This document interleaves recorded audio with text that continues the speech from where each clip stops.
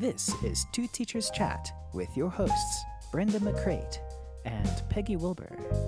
Hi, Brenda. Hi, Peggy. How are you today? I'm quite good. Well, I have a question. You've talked about the silver bullets that really are good tools for teaching, for the teacher to use, such as having learning targets and using them, and modeling. Model. Yeah. And pair shares. Oh, yes. Okay. Brenda, how can I be a teacher that does all that? There's a lot on our plates. There is. And a lot of it you have to get done, and it has to be done on a deadline. So the teaching the content. And we know, Yep. teaching the content, testing, Oh, yeah. filling all the paperwork out. All of that needs to be done. And grading. And grading. And But here's what I'm going to say. Give yourself time to grow. All my 20-something friends, and I actually have some, want to be the teacher I was when I retired from the classroom after 34 years. I wasn't that teacher 5 years before that or 10 years before that, and heaven knows the first year I was in the classroom, I still think I should write those children apology notes. I really do. Right. I only taught by talking because I'm auditory, so they should just learn everything by listening, and I didn't get it that I had visual kids and kinesthetic kids and all the rest. Right. Give yourself time. Especially elementary teachers, because you have not only pedagogy that we all need to learn, but you have all the different content areas to try to hone your skills in. With all the students. With all the All students. the different. If you are backgrounds. high school or middle school, hopefully, you have one content area and you went to school for it. But probably different levels of teaching. Oh, Do you know what I different mean? levels, and there's still pedagogy that goes with your content area. Every content area has specific pedagogy and the best way to teach it. Yeah. But elementary school teachers, we've got all those subjects and all the pedagogy. And everybody thinks we can be expert in everything instantly, and we can't. So my suggestion to you, first of all, is every year when you're signing up for content level classes, content area, pick one content area. So this year I am focusing on fixing how I teach reading because I didn't get enough phonics and phonology and stuff in college, and I'm going to focus on that. And then the next year you go and you take a whole bunch of math classes and so on and so on. Or a modern way of doing it also is listen to YouTube videos while you're, making supper. And a lot of information now is available online, and you can learn it throughout, let's say, the whole summer. So you can read books, you can take classes, you can go online, do your self-study. Do be a little careful at what you pick, though. Really evaluate what's on Pinterest. Oh, I wasn't Because thinking of Pinterest. I know, but I know so many teachers who that get go on their lesson Pinterest. plans from Pinterest. Oh dear. Okay. And some of it is good. I think we're going to be on Pinterest. Oh, yes, that's right. But, and we're good. And we're good. So. But evaluate it. Don't just randomly go in and pick stuff. You have an education and you have good judgment too. The other thing is with the silver bullets. Start with one and work on it until it becomes habit. So we know that habits take 3 weeks or so. Longer. Or longer. Or much longer, depending. Exactly. So let's say they chose modeling. Right? Great. Then you're saying put sticky notes out. Put a sticky note in your manual that says model.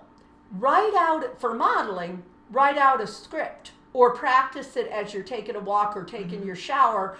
Literally, you're an actor on stage. How am I going to practice?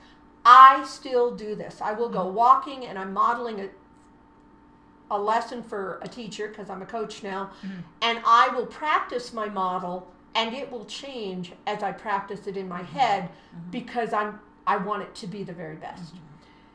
You So can model in the shower. So if we're thinking Right. about times, I'm sort of practice while I drive. Do it at the stoplights. Oh, good. Okay, but they're long Yeah, in okay. our city. They are. Yeah. But what you're saying is give your brain the time that it needs and the practice that it needs. Practice Yes. really does create changes in your brain. They say practice makes perfect, but I would say practice makes it more available for your brain to use because you've created the connections in the brain to make practice feel automatic. Exactly. So If it's you're being trying good to your brain is exactly. what it's doing. Don't think you have to do everything all at once. Well, and we can't. Evaluations are tricky because you see all these partially proficient areas, and I don't think it's fully possible to say, okay, I'm going to do 5 of them all at once. Do you see what I'm saying? Exactly. It isn't. It isn't. It's sort of like, how do you eat an elephant? One bite at a time. Yeah, and so Yeah. we're kind to ourselves during the process. Yes. It's a lovely thing to be as old as we are with as much experience. What we're trying to say to you is, here are our best ideas through these videos, and pick the one that matches you the best, that you see that you want to do on behalf of the children.